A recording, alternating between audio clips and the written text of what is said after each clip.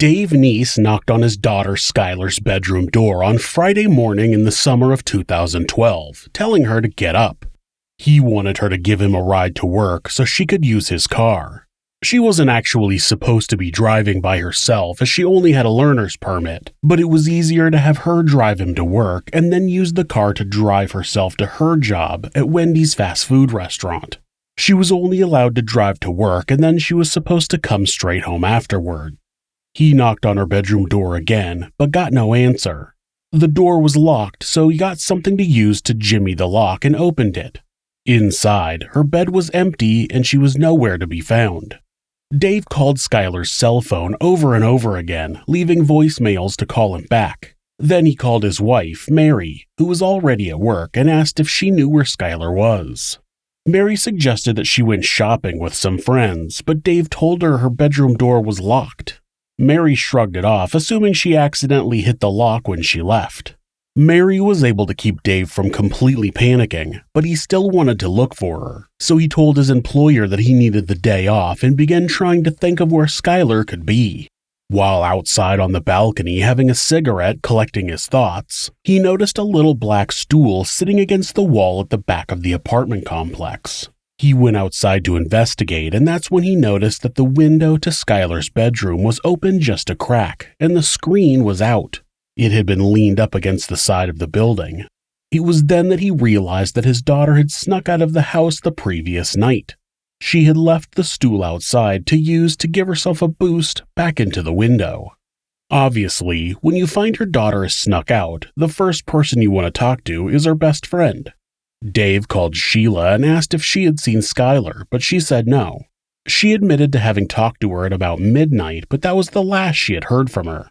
By now, Mary had left work and returned home, and not long after, their home phone rang and it was the manager at Wendy's, letting Mary know that Skylar hadn't shown up for work. Skylar was a responsible teenager. She had a good relationship with her parents and didn't get in much trouble. Dave had checked the odometer on the car after Skylar had used it with instructions to come straight home after work, and he never found there to be extra miles on it. She wasn't known to skip school or ditch work, so her being a no-call, no-show at work was out of place. Right after hanging up the phone, it rang again. This time it was Shelia calling back to admit that she had lied. She told Mary that she had picked Skylar up at about 11 p.m. and they went joyriding. She claimed that she dropped her off at the end of her block about 45 minutes later. Shelia and her mother, Tara, came over to the apartment and with Mary, they walked along the block knocking on doors, asking if anybody saw anything. Dave had called 911 and he stayed home waiting for an officer to arrive. When the three women returned, Dave was talking to Star City police officer Bob McCauley, and it was then that Mary remembered that the apartment building had recently installed surveillance cameras. The whole group went to the apartment manager and explained the situation, asking if they could check the footage. The manager, Jim Gaston, was happy to help. As Jim scrolled through the footage, they saw Skylar pop out from the side of the building at about 12:30 a.m. and get into the back of a vehicle. The image wasn't clear enough to note the exact make and model of the vehicle, but the adults all agreed that it looked like an SUV. Mary confirmed that Shelia had picked Skylar up at 11, and the girl said yes. Shelia drove a silver Toyota Camry, and they didn't think that it was the vehicle in the video. At this point, it was believed that Shelia had picked up Skylar at 11 p.m., drove around for about 45 minutes, and then dropped her back off at home. Then, Skylar snuck back out at 12:30 and got into somebody else's vehicle, never to return. For months, authorities based their investigation on these details, but the problem was, none of that was true. The truth was, Skylar fell victim to a threat that was much closer to home. This is Monsters.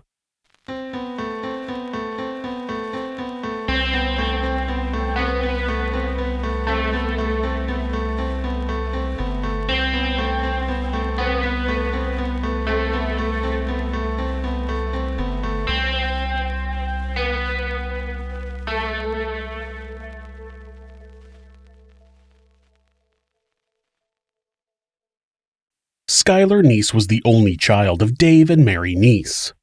Dave and Mary met in Morgantown, West Virginia, while Dave was working as a DJ. Mary had seen Dave around and had developed a bit of a crush on him, but she never acted on it.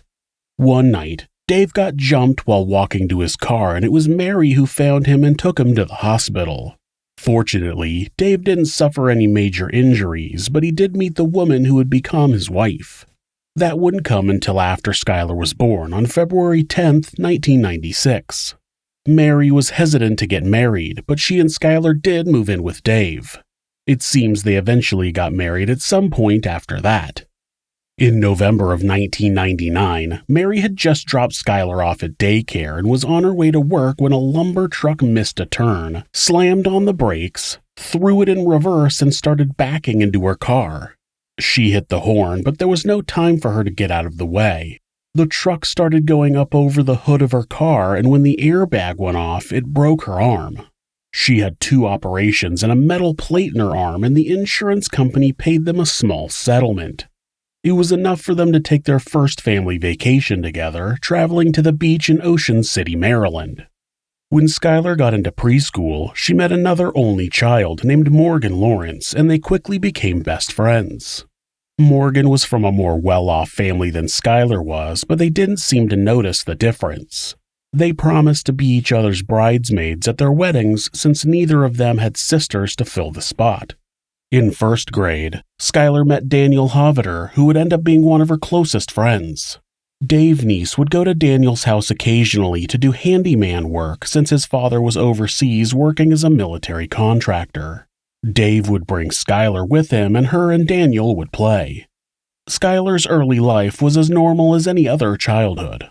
During the school year, Skylar would go to Morgan's house after school until Mary got off work.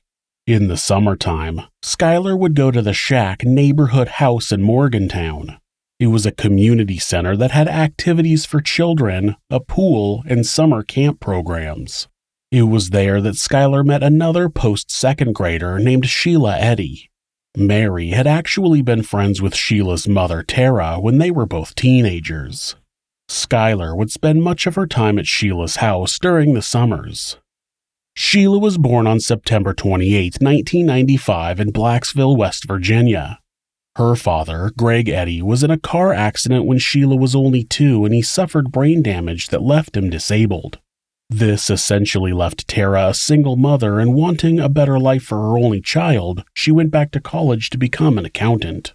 Sheila's family said she eventually became overly focused on getting attention, but she had kind of lost her father when she was 2, and then again shortly after when her parents got divorced. Those kind of events can affect children and make them seek attention in less healthy ways. When Tara began dating a new man, Jim Clendenin, Shelia began fighting with her mother more. It's hard for a child to see a parent move on from their other parent, but eventually she warmed up to Jim due to his generosity. Jim was a coal miner and he made very good money. He had no problem giving Shelia anything she wanted. When Tara and Jim got married, they moved into a townhome outside of Morgantown, and it made Shelia start attending University High School with her best friend Skylar. She set up her school schedule to be identical to Skylar's, and the two became inseparable. When Skylar wasn't home, she was either with Shelia, Morgan, or Daniel. The problem was that most of her other friends didn't really like Shelia. They complained that she was mean and controlling. Skylar's parents also noticed that Shelia wasn't really the best influence on their daughter. Of course, if there was any choice for Skylar to make between Shelia and her other friends, Shelia would make sure she came out on top. By the end of the school year, Skylar's relationship with her other friends had taken a backseat to Shelia. The following school year, Skylar and Shelia met a fellow student, Rachel Shoaf. Rachel was born on June 10, 1996 in Morgantown, West Virginia. Rusty Shoaf had a son with his first wife who unfortunately died of cancer. Soon after, too soon according to some of his family members, he met and married Patricia. They ended up having a daughter, Rachel, with Rusty owning and operating a clothing boutique in town, and Patricia staying home with the baby. When Rachel was 4 years old, Rusty's store went out of business and her parents got a divorce. After that, it's said that Rachel was friends with the more well-off kids in high school, so she didn't meet Skylar and Shelia until their freshman year. Rachel was more well-liked than Shelia. Rachel was known to do volunteer work for the Special Olympics and was friendly to everyone. She was a better match for Skylar, who was active in environmentalism and helping fight for the underprivileged. Skylar was an honor student who had dreams of going to law school to become a criminal defense lawyer. It would be Shelia and Rachel that would grow to have a special connection, though. The three girls spent all of their time together, but their friendship was peppered with bickering and all-out fights. It's not uncommon for young women to display the stress of their teenage years by taking it out on each other, and they usually end up making up and moving on, which Skylar, Shelia, and Rachel did often. It wasn't until August 16, 2011 that their friendship took a drastic turn. Skylar and Shelia stayed the night at Rachel's house, and after Patricia went to bed, they started to drink from a bottle of vodka they had procured. Once they were good and drunk, they began taking photos of each other kissing. After that, it's said that Skylar took pictures and might have even videoed Shelia and Rachel removing their clothes and having sex with each other. When they were finished, all three girls went to sleep in Rachel's bed, but Shelia wanted to be alone with Rachel, so she told Skylar to move. That upset Skylar, and she began having a loud fight with Shelia, which ultimately woke up Patricia. The mother told the girls to be quiet and made Rachel go back to her room with her to sleep. Well, that just left the two girls who were fighting alone in Rachel's room, and they continued fighting. A different friend said that this was the story that Skylar told her afterward, and Mary would later confirm that Skylar had written about it in her diary. After the fight, tensions between Skylar and Shelia were high. Skylar took to Twitter to vent her frustrations, as many people do. Many of the tweets are just high school drama, but when Skylar tweeted, quote, "I'd tell the whole school all the shit I have on everyone, which is a lot, hashtag if I could get away with it," Skylar would have been the only person who knew that Shelia and Rachel had a relationship that was not platonic. In hindsight, many people believe that Shelia and Rachel took this tweet as a threat that Skylar wanted to out them to the school. When school started in the fall of 2011, Shelia and Rachel began joking to other students about killing Skylar, only they weren't really joking. Shelia and Rachel began making comments about how much they hated Skylar, and then one day they asked a boy in one of their classes if he knew how to dispose of a body. The boy suggested they watch the TV show Breaking Bad to get ideas. In her biology class, Shelia asked her teacher what kind of acid would be best to dispose of a body. Other students say the teacher yelled at her and Rachel and sent them to the office, but the teacher claims he never even heard them ask the question. One of the students that did hear them told Skylar about it later. She explained that they would often play morbid games like Would You Rather or Which Way Would You Rather Die? One girl would ask another, quote, "How would you rather die, drown or shot?" Then the other gave their answer. Skylar brushed off the warning as the other girls just playing games. Biology was the only class that Skylar didn't have with Shelia and Rachel, so in her next class she asked the two about what she had been told. They denied it and told her she was paranoid from smoking too much pot. As the school year went on, Skylar continued to express hatred for Shelia, but she also continued to hang out with her. It's possible that the fact that Shelia had a car was motivation to stay friends with her. It's also apparent through social media messages that Skylar doesn't seem to have much ill will toward Rachel, at least not at first. It seems that Skylar blamed Shelia for creating the rift in their friendship. Her bitterness is focused on Shelia, but she continues to remain friends despite the tension. It seems as though Skylar's feelings for Rachel weren't reciprocated, though. Not long before the school year ended, Rachel saw one of her old friends in the school library and vented to her about how much she hated Skylar. When the friend suggested that she just not be friends with her, Rachel said she would blackmail her and Shelia and tell all of their secrets if they stopped being friends with her. Then Rachel said, quote, "At this point, I wouldn't mind if she died." By the summer of 2012, it was evident that Skylar's life was becoming less and less dominated by drama between her and Shelia and Rachel. Her posts on social media about the two girls were becoming fewer and farther between. She was spending more time with other people, reconnecting with old friends like Morgan and making new ones. During her sophomore year, she had become friends with a senior named Amarette, who was going through a similar issue with two girls that had once been her best friends. Skylar had joined Sheila's family on a summer trip to the beach almost every year since they met, and in June of 2012, despite their friendship being almost completely over, she still went with them. Not surprisingly, the two fought the entire time.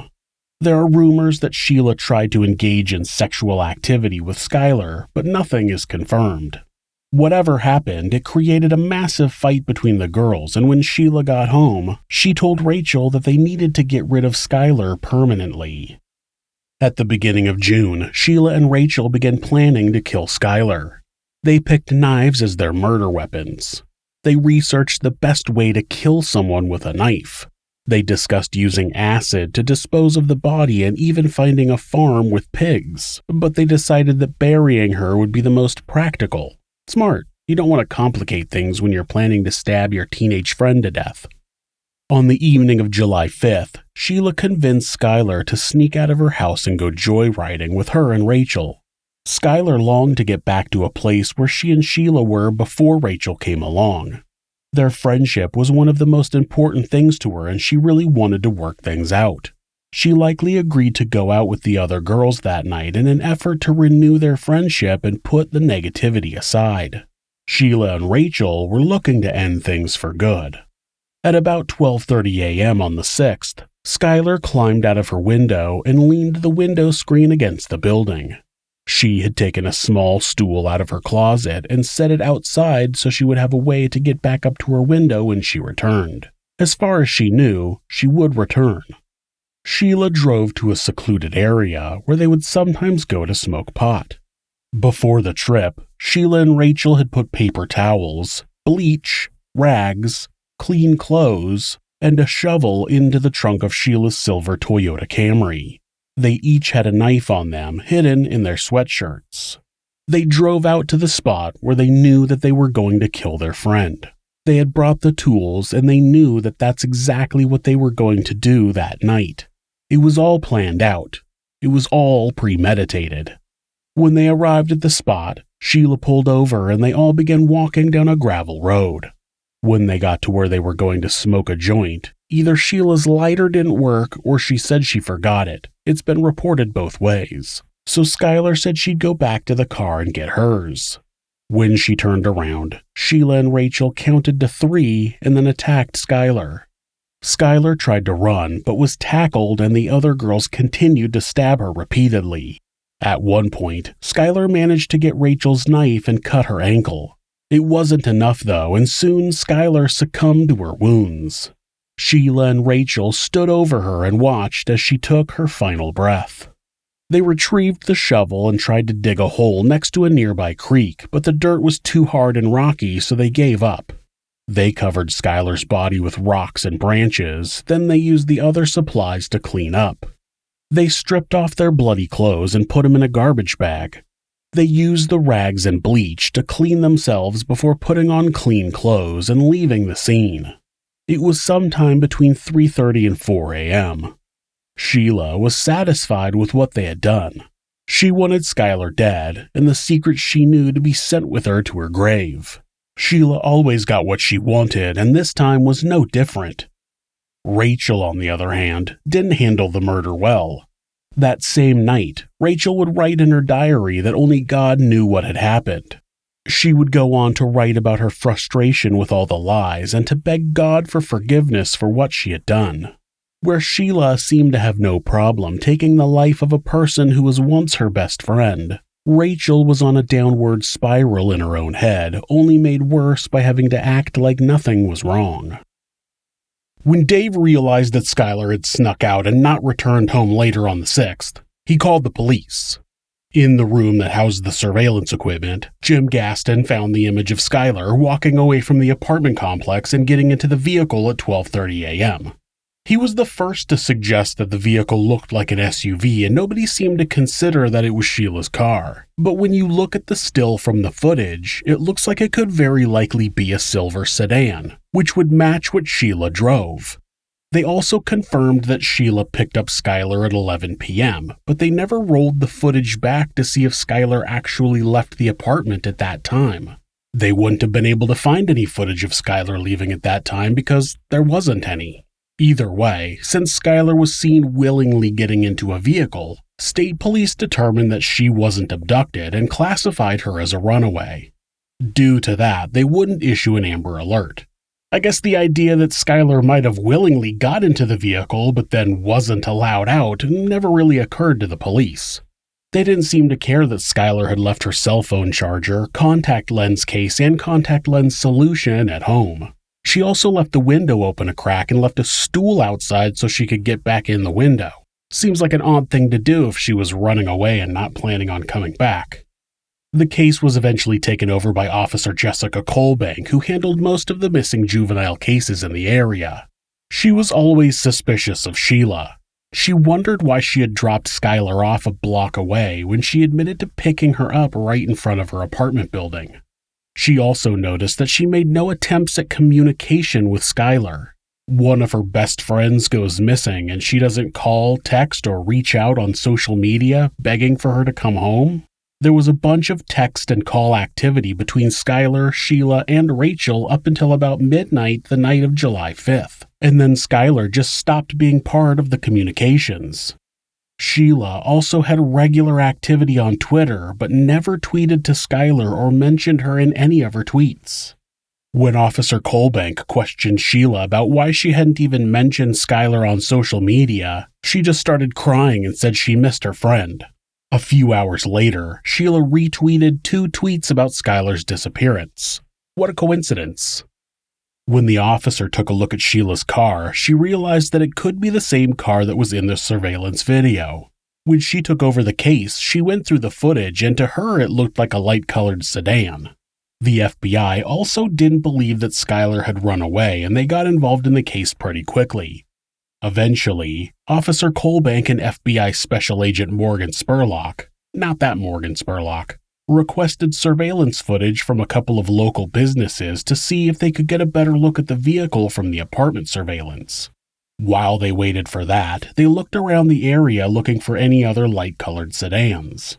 They also finally interviewed Rachel, who had left on a trip to the beach with her mother the same day they killed Skylar and then went to a church camp for 2 weeks. When she returned, Officer Colbank and Special Agent Spurlock grilled her about exactly what they did the night Skylar went missing. Rachel gave the same vague story about driving around and then dropping Skylar off a block away from her apartment. When they asked her exactly where they drove around, her answers were inconsistent. They knew that she was lying, but they couldn't get anything more out of her. It's likely that the pressure from this interview put even more weight on Rachel, who was already carrying a heavy mental load. Jessica Colbank suspected that Shelia and Rachel were involved in Skylar's disappearance from pretty early on in the case, but Dave and Mary didn't believe her. They said that Skylar's best friends would never do anything to hurt her and even told her to stop harassing them. Officer Colbank asked them not to share any information about the ongoing investigation with either girl, but they brushed her off. Colbank noticed that every time she saw Shelia, the girl would ask for information about the case. What have you found? Did you find anything new? She always wanted information, but like any good police investigator, Officer Colbank never gave her details, because to her, Shelia was a suspect. But Shelia also fished for information from Dave and Mary, who saw her as a grieving friend and would tell her whatever she wanted to know. This wasn't an entirely popular opinion, though. There were no shortage of rumors about what had happened to Skylar, but a lot of other youths in the area believed that Shelia and Rachel were somehow involved. On August 7th, 1 month after Skylar disappeared, 16-year-old Elise Nix was reported missing. Police took the report and feared there was a serial killer in the area. It couldn't be a coincidence that 2 16-year-old girls would go missing a month apart. As everybody prepared for the worst, Elise showed up and it turned out she was just staying at a friend's house. This is the typical outcome for a missing persons report. The person is usually found within 24 hours. Though authorities and locals were relieved that they wouldn't be searching for 2 missing girls, they still were no closer to finding Skylar. On August 16th, the new school year started and every student was buzzing with rumors about what had happened to Skylar. Many students believed that Shelia and Rachel were involved. Skylar's longtime friend, Daniel Hoveder, had drama class with Rachel and he continually pressured her to tell the truth about what happened to their friend. She would tell him the same thing over and over. They drove around for a little bit and then they dropped her off. Daniel didn't believe her though, and he told her he didn't believe her, and he would continue to tell her that for the next few months. As Rachel struggled with the gravity of what she had done, more and more weight was added to what was pulling her down. She continued to stick to her story, but she didn't know how much longer she could last. If it wasn't Daniel pressuring her to talk, it was the police. Officer Colbank and Special Agent Spurlock, along with 2 state police investigators, got warrants to take her and Sheila's phones and interviewed them both at the school. Then they searched both of their houses. It wasn't the cell phones themselves that proved they were lying, but once the cell phone records came in, it revealed that Shelia and Rachel couldn't have been driving around with Skylar from 11 to 11:45 because they were texting and calling each other from different locations at that time. It took investigators months to finally figure out that they should go back in the apartment surveillance and check to see if Shelia had picked Skylar up at 11 o'clock. Of course, the video showed nothing. It didn't show Skylar leaving, and it didn't show Sheila's car arriving. Police knew the girls were lying, but they didn't know what they were lying about. They theorized that they had done drugs and Skylar might have overdosed, but that was only speculation. At the beginning of December, Rachel had another interview with authorities, but this time she said they actually dropped Skylar off at a boys' house in Blacksville and not a block from her apartment. Shelia came in and also had another interview the same day, but she didn't know that Rachel had changed her story, so she maintained that they had dropped Skylar off a block from her apartment. The detective didn't reveal that Rachel had given him a different story and allowed Shelia to leave. Unsurprisingly, Shelia called the next day and let him know that she had lied and they had dropped Skylar off at a boys' house in Blacksville. She had obviously found out that Rachel had changed her story and had to call and get on the same page. Then they changed their story again and claimed that they had gone out to the Brave Bridge to smoke pot, and Skylar suddenly ran off into the woods. A 16-year-old honor student with no problems at home and no history of mental illness just ran off into the woods. They claimed that they spent hours looking for her before finally leaving. Like every other criminal in the history of, well, crime, repeatedly changing their story didn't make authorities believe them anymore. It was actually the opposite. Changing their story multiple times made them seem less believable. Funny how that works. This caused the police to schedule both Shelia and Rachel for polygraph tests. Sheila's was first, and she failed. Twice. Of course, a polygraph can't be used in court, but it did show that Shelia was likely hiding something, and this would hopefully push her to tell the truth. When it was Rachel's turn to take a polygraph, her father was driving her to the police station when she jumped out of the car and ran off down the street. She made her way to Tara's office and hid from her parents and the police. When she finally turned up, she had been picked up by Tara and she was with her and Shelia. Police became frustrated at how much Tara did to shield both of the girls from having to tell the truth. Obviously, any parent is going to try to protect their child when they're being accused of a crime, but Tara's behavior went beyond that. She seemed to aid Shelia in whatever she wanted to do, and that behavior extended to Rachel, even picking her up and keeping her from taking a polygraph. It was telling that when Rachel jumped from her car and ran off, the first place that she went that she felt safe was to Tara's office. Rachel never did take a polygraph. From the day she helped murder Skylar Neese, she started to break. Slowly but surely, as more and more stress was piled on top of her, Daniel harassing her to tell the truth, people at school calling her a murderer, the police investigating, it became too much to handle. The final straw came a few days after Christmas when Rachel's parents announced that her father, Rusty, was going to move back in with her and Patricia. Rachel used to be able to go to her father's house to get a break from her mother, but now they would all be under the same roof. They told Rachel that Rusty was sick and needed to move in for help, but they had made that story up to try to keep her away from Shelia. Rusty lived closer to Shelia, and Rachel would escape to his house but would really spend all of her time with her. When Rachel realized what was going on, she had a complete breakdown. She stood in the driveway screaming, quote, "You've ruined my life," at both of her parents. They managed to get their daughter into the house, but her meltdown only escalated. She punched Patricia and knocked both her and Rusty down the stairs during the struggle. Patricia called 911 and Rachel ran into her bedroom, locking the door and putting a dresser in front of it. Then she continued screaming, quote, "You've ruined my life. I'm going to kill myself." When police arrived, Patricia wanted them to arrest her daughter, but they suggested that she and Rusty take her to the hospital and have her admitted for psychiatric treatment. On December 28, 2012, Rachel was admitted to the Chestnut Ridge Center for inpatient treatment. She was scheduled for an interview with the FBI on December 29th, but Patricia called them to let them know she wouldn't make it. When they learned the reason, they told her that she needed to bring Rachel directly to them as soon as she was released. They didn't want her to have any time to connect with Shelia and be manipulated. When Rachel was released from the center on January 3rd, Patricia and Rusty took their daughter straight to be interviewed by the FBI. When she sat down in the interview room, she was ready to tell the truth, and the investigators could tell.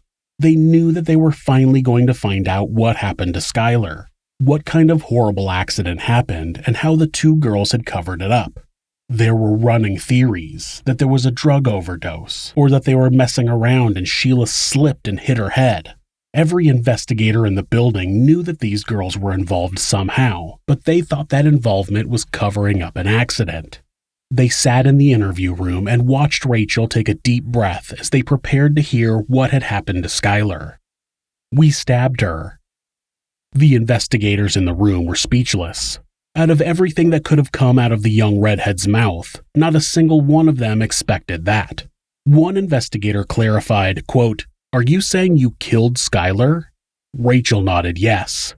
Then she told him exactly what had happened in the early morning hours of July 6th. She described the plan and the attack. She explained that Skylar had gotten a hold of the knife and managed to cut her on the ankle. Then she pulled up her pants leg and showed them the 3-inch scar on the side of her leg. She told them where they went, how they killed her, and how they cleaned up. When they asked her why she and Shelia killed her, she simply said, quote, "We just didn't like her." Rachel agreed to lead police to Skylar's body in exchange for a plea deal. There was too much snow on the ground, and they had to wait until the snow melted to conduct the search. In the meantime, Rachel agreed to record Shelia saying something incriminating. Later that day, the police let Rachel go home and had her parents leave the house. Then Rachel invited Shelia over. Shelia was dying to see Rachel. She hadn't been able to talk to her at all during the 5 days she was in Chestnut Ridge, and she honestly needed to know if she had said anything while she was there. While inside, officers sat in unmarked cars outside and listened, but Shelia didn't say anything incriminating. Despite the failed effort, they got new warrants to take all of the knives from Sheila's house as well as to impound her car. When the car was searched, traces of blood were found in the trunk. Then, the U.S. Attorney's Office ordered them to be homeschooled in order to protect other students at the school. They couldn't corroborate Rachel's story until they were able to search for Skylar's body. Sheila's world was crumbling around her, but she would continue to maintain her innocence. Authorities were finally able to search for Skylar's body on January 16th. They brought out a cadaver dog, and it wasn't long before Skylar's remains were located under a pile of rocks and debris on the side of a gravel road. An autopsy was performed, and the wounds all matched what Rachel had confessed. She was even given a polygraph to prove she was telling the truth and passed. Rachel's confession was confirmed, and now the police needed to build a case against Shelia Eddy. Rachel turned herself in on May 1st, and she pleaded guilty to 1 count of second-degree murder the same day. When she was done being processed, police arrested Shelia and charged her with kidnapping, first-degree murder, and conspiracy to commit murder. On her way to the detention center, she complained to the investigators that her hair was a mess. She said, quote, "I have to look right when we get there." She was on her way to jail for stabbing her friend to death, and she was worried about her hair. Ladies and gentlemen, I introduce you to Shelia Eddy. The FBI's Behavioral Analysis Unit, or BAU, is a special team of agents who work to profile killers. Their work has been instrumental in catching several serial killers by using their behavior to put together a profile that will help narrow down their possible perpetrators. The BAU examined communications by both Rachel and Shelia and determined that Rachel fit the behavior patterns of a sociopath and Shelia would be considered a psychopath. The courts weren't allowed to reveal anything about Rachel or Shelia since they were minors, but that changed on September 4, 2013, when a judge transferred Sheila's case from juvenile to adult criminal court. On September 17th, she was arraigned where she pleaded not guilty to the charges brought against her. Despite everything that was going against her, she still believed that she could manipulate her way out of this. For the rest of the year, her defense lawyer reviewed documents but would say he, quote, found negligible, if any, basis to develop a defense. Her own lawyer was having a hard time finding anything that he could use to help Shelia refute the charges. Rachel was a strong witness. There was circumstantial evidence, and she was just plain and simple not a sympathetic defendant. She lied compulsively throughout the investigation and had zero credibility. At a hearing on January 24, 2014, Shelia changed her plea to guilty on all charges. She finally admitted to what she had done, but she didn't say anything else. Most disappointing was that she wouldn't explain why she had done it. Everybody knew that she was the mastermind and Rachel was the follower, so why did she want Skylar dead? The only answer anyone would ever get was that they didn't like her or that they didn't want to be friends with her anymore. So you murdered her? Many believe it's because they were afraid that Skylar would reveal their lesbian relationship. I admit that I'll never know what it's like to be outed when you aren't ready to be, but I hope I'm not out of line thinking that it's not worth murdering someone over. Shelia Eddy was sentenced to life in prison with the possibility of parole after 15 years. Since she had turned 18 by the time of her sentence, she was ordered to be sent to adult prison. On February 26, 2014, Rachel Shoaf was sentenced to 30 years in prison with parole eligibility after 10 years. She was also ordered to serve her sentence in adult prison to be transferred after her 18th birthday. Rachel's next parole hearing is next year, and the West Virginia Department of Corrections lists her projected release date as April 30, 2028. Sheila's next parole date is in 2028, but her projected release date is listed as the year 3000. After Skylar's murder, West Virginia legislators introduced Skylar's Law, which drastically changed the rules for when an Amber Alert could be issued. Originally, 4 rules had to apply in order for the state police to issue an Amber Alert. 1. A child is believed to be abducted. 2. The child is under 18. 3. The child may be in danger of death or serious injury. 4. There is sufficient information to indicate the Amber Alert would be helpful. Also, state police had imposed a waiting period of 48 hours before a teenager could be considered missing. Why on earth would you want to wait 2 days before you start looking for a missing teenager? And what good would an Amber Alert do 2 days later? It makes no fucking sense. This idea that you could waste resources by looking for a teenager who actually ran away is bullshit. If anybody is missing, you go look for them right away. Plain and simple. In Skylar's case, video footage showed her willingly getting into a vehicle, so the state police didn't consider her abducted. The new law changed the rules, so state police would issue immediate public announcements when any child is reported missing and in danger, regardless of whether or not the child is believed to have been kidnapped. Shelia Eddy didn't know a world where she didn't get what she wanted. In this case, she wanted Skylar dead, but it's unlikely anyone will know the actual reason. Was she afraid that her sexual relationship with Rachel would be revealed? Was she so shallow that she didn't want to be friends with Skylar anymore, so she decided killing her would be the best option? Or was she just so much of a psychopath that she didn't really actually have a reason? She just wanted to kill her. Rachel was a follower in the plan, but her morals were so weak that she went along with it. They may not have been equals in planning the murder, but they're both equally monsters.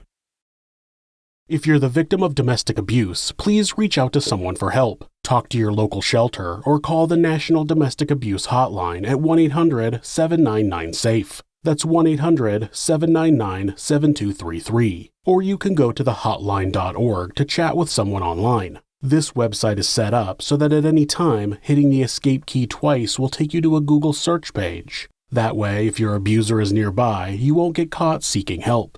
If you're having feelings of harming yourself or someone else, or even just need someone to talk to, please contact your local mental health facility, call 911, or call Mental Health America, who operate the National Suicide Prevention Hotline at 1-800-273-TALK. That's 1-800-273-8255. They're available 24 hours a day, 7 days a week. Thanks so much for letting me tell you this story. If you enjoyed it, subscribe on whatever platform you're on, hit like, rate us, or leave us a comment. You can also check out our other show, Somewhere Sinister, on YouTube or anywhere you listen to podcasts. If you'd like to support the show, check out our new merch at Teespring. The link is in the description. Thanks again, and be safe.